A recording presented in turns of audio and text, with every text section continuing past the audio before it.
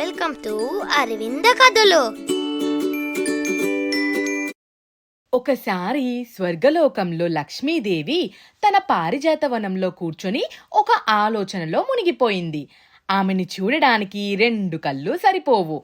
ఆమె శరణు అన్నవారికి వరాలిచ్చే తల్లి కదా, ఎవ్వరి సమస్యలైనా ఇట్టే తీర్చేస్తుంది. మరి ఆమె అంత ఆలోచనలో మునిగిపోవడానికి కారణం ఏమిటి? అయితే అక్కడికి లక్ష్మీదేవి ద్వారపాలకురాలు చాలాసేపటి నుంచి వచ్చి ఎదురు చూస్తూ ఉంటుంది. అమ్మా, నిన్ను చాలా సేపటి నుండి గమనిస్తూ ఉన్నాను. నువ్వేదో ఆలోచనలో మునిగిపోయి ఉన్నావేంటి? ముల్లోకాలకి వరాలు, ధనాన్ని ఇచ్చే తల్లివి నువ్వెందుకు ఇంత ఆలోచిస్తున్నావు? అదా, నాకు ఒక ఆలోచన వచ్చింది. భూమి మీదకు వెళ్ళి ఆ మనుషుల స్వభావం మొత్తం కనుక్కున్నాకే వారికి సంపదలు ప్రసాదించాలి అనుకుంటున్నా. నాకు పూజలు చేస్తేనే కాదు, వారి ప్రవర్తన బట్టి కూడా వారికి సిరి సంపదలు ఇవ్వాలి అనుకుంటున్నా. అందుకే ఇప్పుడు తక్షణమే భూమి మీదకు వెళ్ళాలని నిర్ణయించుకున్నాను. తల్లి, నువ్వు ఏ నిర్ణయం తీసుకున్నా అది లోక కళ్యాణం కోసమే.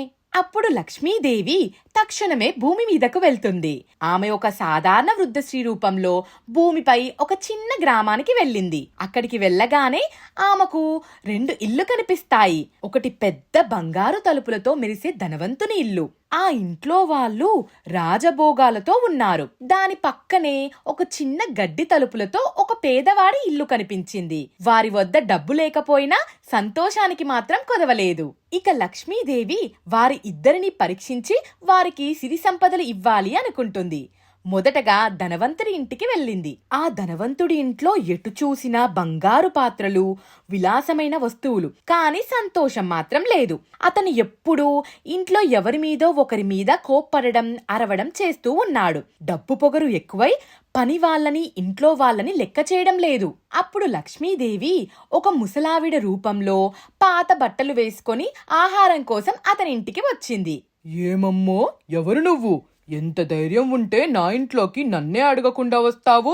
నువ్వేంటి, నీ స్థాయేంటి? చూడడానికే వికారంగా ఉన్నావు. ముందు బయటికెళ్ళు. నాయనా, నాకు ఆకలిగా ఉంది, పట్టెడన్నం పెట్టు, వెళ్ళిపోతా.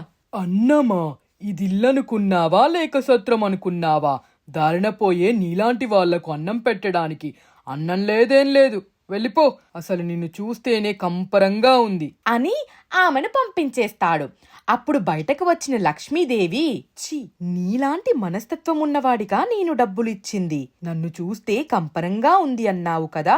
ఆకలి అన్నవారికి పట్టెడన్నం పెట్టని నీ వద్ద నేను క్షణం కూడా ఉండలేను అని అక్కడి నుండి వెళ్ళిపోయింది. ఆ తర్వాత ఆ ధనవంతుడికి వ్యాపారంలో నష్టాలు వచ్చి అతనింట్లో దొంగలు పడి అతను కూడబెట్టుకున్న ఆస్తులంతా మాయమైపోయాయి. బికారంగా, చూడడానికి కంపరంగా తయారయి భిక్షాటనలు మొదలుపెట్టాడు.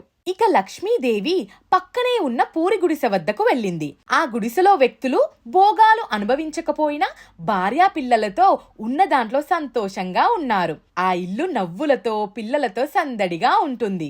లక్ష్మీదేవి ముసలావిడ రూపంలో ఆ ఇంటి వద్దకు వెళ్లి ఆ యజమానిని బయటకు పిలిచింది. అతను సంతోషంగా ఆమెను పలకరిస్తాడు.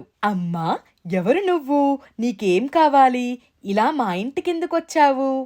నాయనా, నాకు ఆకలిగా ఉంది, పట్టెడన్నం పెడతావా? అయ్యో అమ్మా, ఎంత ఆకలితో ఉన్నావో. మేము భోజనం చేస్తున్నాము, నువ్వు వచ్చి మాతో తిందువు. లోపలికి రా. అయ్యో నాయనా, నన్ను చూస్తున్నావుగా ఎంత వికారంగా ఉన్నాను. నేను మీ ఇంట్లోకి రాలేను. నువ్వే నాకు పట్టడన్నం బయటికి తీసుకురా. అమ్మా, రూపం ఎప్పుడూ ముఖ్యం కాదు, గుణమే ముఖ్యం. అయినా నాకు ఆ పట్టింపులేమీ లేవు. ఆకలితో అన్నమని అడిగావు, నీ కడుపు నింపితే అదే చాలు అని ముసలావిడ రూపంలో ఉన్న లక్ష్మీదేవిని లోపలికి తీసుకెళ్తాడు. వాళ్ళు భోజనం చేస్తుంటే అన్నం సరిపోకపోయినా అతను తిందామని పళ్ళెంలో పెట్టుకున్న అన్నంలోంచి సగం తీసి ఆమె కడుపు నింపారు. వారిని చూసి అమ్మ చాలా సంతోషపడి, ఇలాంటి వారింట్లో కదా నేనుండవలసింది అని ఆమె నిజస్వరూపం వారికి చూపించింది. వారికి కావలసినంత బంగారం, సిరి సంపదలిచ్చి వారిని సంతోషంగా ఉండమని ఆశీర్వదించింది. ధనం కంటే దయ గొప్పది. గర్వంతో ఉన్నవాడు ధనాన్ని ఎప్పటికైనా పోగొట్టుకుంటాడు. వినయంతో ఉన్నవాడు లక్ష్మీదేవి ఆశీస్సులు పొందుతాడని ఈ కథ నిరూపించింది. అరే బాబు, సబ్స్క్రైబ్ చేయండి.